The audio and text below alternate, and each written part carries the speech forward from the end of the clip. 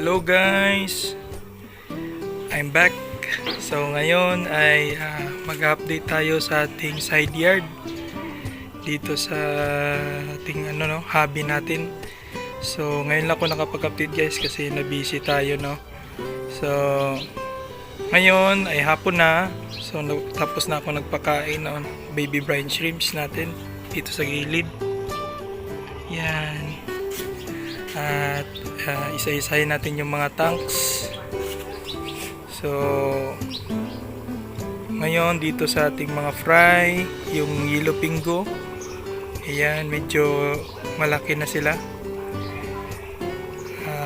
2 times ko yan sila pinapakain guys ng brine shrimp sa umaga tapos hapon, tapos may pellets na rin bali 4 na beses lahat. Ito sila lahat. Ito yung sa pink tail na albino. Tapos ito yung sa ating glass belly na wild koi. Yan. So makikita nyo guys, nilagyan ko rin ng mga plants may mga plants na rin yan para mas lalong gaganda yung quality ng tubig, nakakatulong kasi din yan. Yan. So dito naman, yan, nilipat ko yung mga ibang plants guys kasi dito hindi masyadong natatamaan. So naobserbahan ko yung mga plants na mamatay sila. So yan, dito ko muna sila nilagay. Ito para mga water lily ang tawag dito. Ayan. So dyan ko muna sila nilagay, tapos pag okay na, nag-green na talaga sila, lipat ko rin dito sa baba. Ayan, meron akong nalipat ng mga iba. So dito sa baba, ito na yung pigtail ko na yung sa previous video guys, kung makikita nyo na yung isa dun ay may sakit, namatay na talaga yun. So hindi na siya nasalba. Okay lang, marami namang drop na female nito. So ito yung sila Ayan. Ayan sila. Ayan, buntis na rin yung iba guys. So ito hindi ko pa na pinupull out kasi parang buntis ulit ko. Ayan, ito ipupull out ko to ngayon. Ayan, papalitan ng female. Ayan, so ito yung sa pink tail natin Tapos ito sa tabi guys, yung ating nilupinggo na female, nag-drop siya pero tatlong fry lang, hindi ko alam anong nangyari Baka meron kayong alam dyan, pwede nyong i-share dyan sa comment section natin kung anong nangyari, bakit ganun lang yung pag-drop niya So natanong ko yung nito breeder, sabi niya 3 months pa kasi to.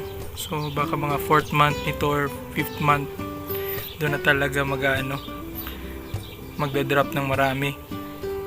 Pero sige lang, marami naman din yung okay lang din naman yung isang female nag-drop na rin ng marami.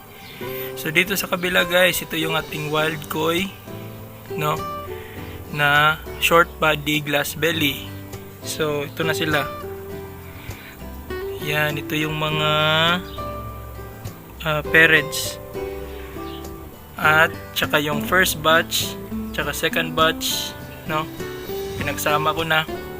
So plan ko guys, baka meron akong naisip ngayon na lalagyan ko siya ng screen dito tapos doon ko lagay yung mga female, tapos yung male sa labas. So baka sa susunod na video papakita ko sa inyo guys So ito yung ating pink tail albino. Ayan, makita nyo guys, may mga maliliit, may mga malalaki kasi magkakaibang batch yan. Pinagsama-sama ko na sila. Sa pagkain lang talaga, binubuhusan ko talaga sila ng pagkain ng medyo marami din. So ganun din yung plano ko guys, yung plano ko dito, para maglalagay ako ng screen na malaki, circle siya, tapos doon ko ilalagay lahat ng female or yung mga malalaki, tapos sa labas yung maliliit. So yan yung plano ko ngayon. So makita nyo no, may malalaki, may maliliit. So dito, ito yung third batch ng ating yellow pingo, no. So pinagsama-sama ko na rin sila. So nauna to, itong sa taas, nauna to sila. Tapos ito yung sumunod. So ganyan. Buhos din dito yung pagkain, yung ano nito, yung BBS nito. So marami kasi din. So yung parents, yan. Yan, nilagyan ko rin ng plants. Tapos dito sa baba guys, ayan, pinagsama-sama ko na yung mga anak doon kasi nilagay ko na dito yung mga mollies guys. Ito, may mga mollies na to. Kasi nung last week, daming lamok. Kasi maliliit, hindi nakakain yung mga ano guys, hindi nakakain yung mga kiti-kiti kasi maliliit sila eh. So nilalagyan ko sila ng mollies. So ngayon parang na-obserbahan ko rin guys na okay din pala yung mollies, hindi nangangain ng ano, maliliit. Kasi nilagyan ko dito ng molly yan. Nandun na to sa dulo yung yellow molly natin, no. Basta hindi naman sila naubos dyan, hindi naman nagano. Yan o, yung muli natin guys. Yan, may fry nga ng ano, wild koi din yan. Yung mga wild koi hindi ko pa nalipat. So dito rin yung ano natin, yung mga retired, yung mga ano, hindi natin tinatapon guys. Diyan pa rin sila. Yan, pampaswerte yan. So, yun lang yun guys, yung update natin ngayon, no. Salamat pala sa mga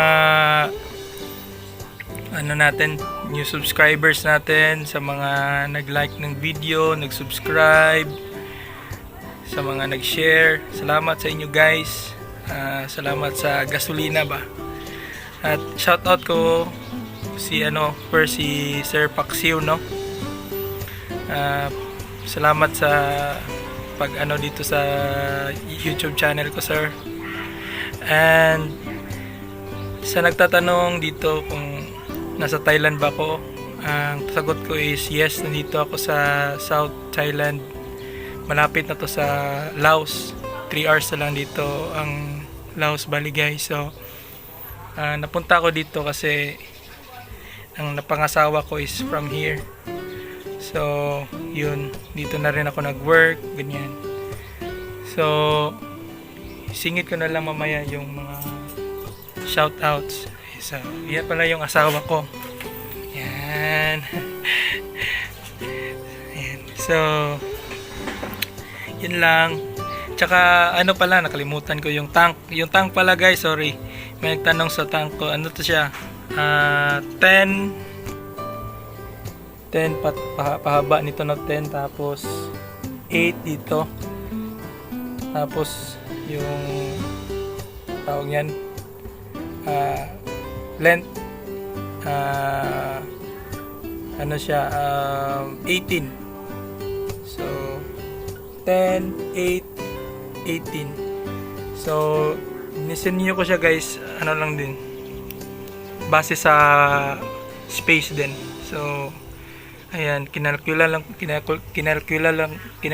ko lang siya. Ayan. Ayan. So beam, dalawang beam, no. Sa mga bago pa lang dito, ganito yung setup ko guys, no. Hollow blocks. Ayan, hollow blocks yan. Ayan. So okay din tong ganito guys.